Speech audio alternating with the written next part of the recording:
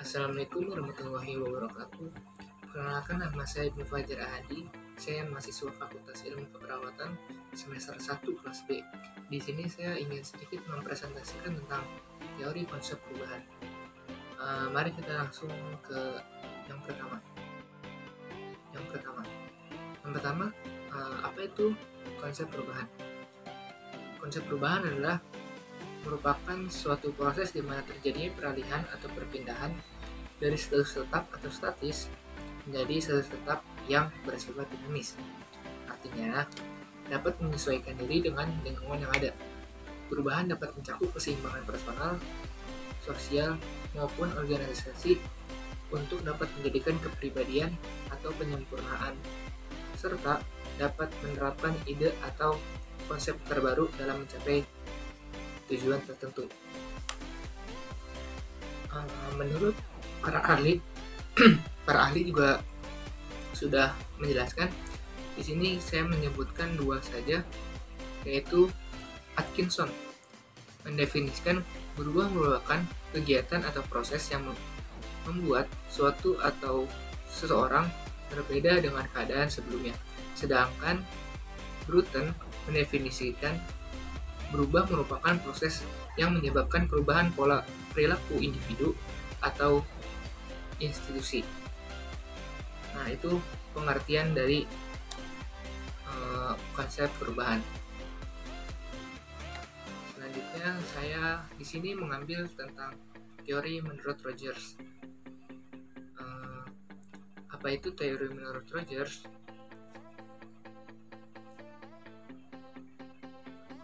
Apa itu teori menurut Rogers? Rogers di sini tuh mengembangkan dari teori Lewin tentang 3 tahapan perubahan. Nah, dia menambahkan dan menekankan pada bagian latar belakang individu yang terlibat dalam perubahan dan lingkungan di mana tempat terjadinya perubahan itu dilakukan. Roger mengatakan bahwa perubahan yang efektif tergantung individu yang terlibat, tertarik, dan berupaya untuk selalu berkembang dan maju serta mempunyai suatu komitmen untuk bekerja dan melaksanakannya. Jadi Roger mengembangkannya menjadi 5 tahapan. Baik, selanjutnya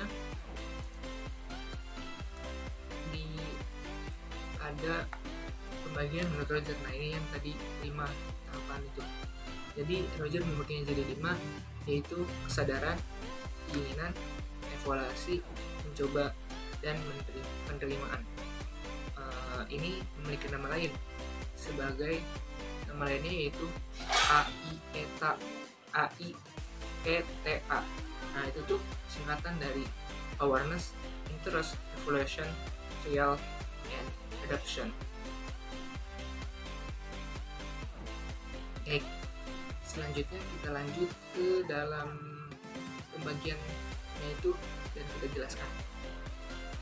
Tahap yang pertama yaitu awareness.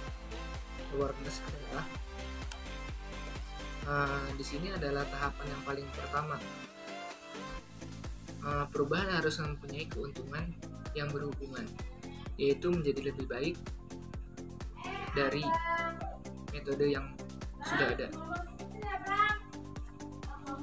Yang kedua ada interest. Nah, ini tahap kedua. Pada tahapan ini perubahan harus sesuai dengan nilai-nilai yang ada dan tidak bertentangan dengan yang sudah ada gitu. Nah, yang ketiga adalah evaluation atau evaluasi. Pada tahap ini kompleksitas, yaitu ide-ide yang lebih kompleks bisa saja lebih baik dari ide yang sederhana, asalkan lebih mudah untuk dilaksanakan. Jadi tidak dipermasalahkan kalau misalnya ide itu susah atau ribet daripada yang sederhana, selama yang ribet itu lebih baik. Jadi kurang lebihnya seperti itu. Selanjutnya ada trial atau pencobaan. Nah, pada tahap ini dapat dibagi, yaitu perubahan dapat dilaksanakan dalam skala yang lebih kecil. Nah, Nah, yang terakhir ada adoption.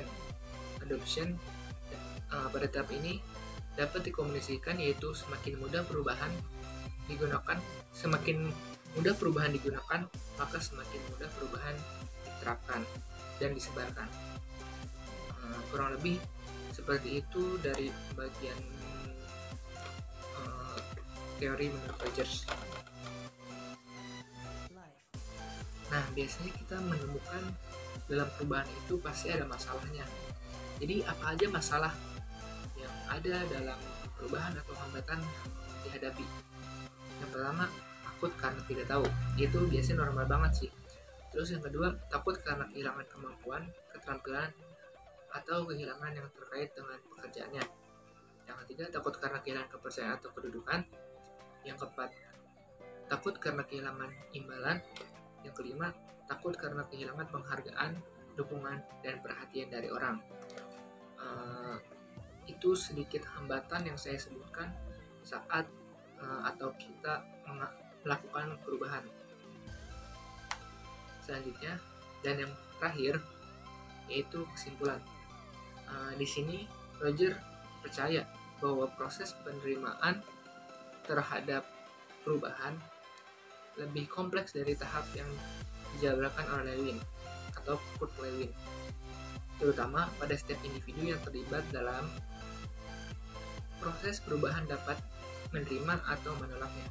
Meskipun perubahan dapat diterima, mungkin saja juga dapat ditolak. Perubahan tersebut dirasakan sebagai hal yang menghambat keberadaannya. Baik, mungkin itu dulu pada kesempatan kali ini. Mohon maaf jika banyak salah-salah kata, karena saya di sini juga masih sangat awal dan masih belajar. Mohon dibukakan pintu maaf sebesar-besarnya. Terima kasih atas perhatiannya. Wassalamualaikum warahmatullahi wabarakatuh.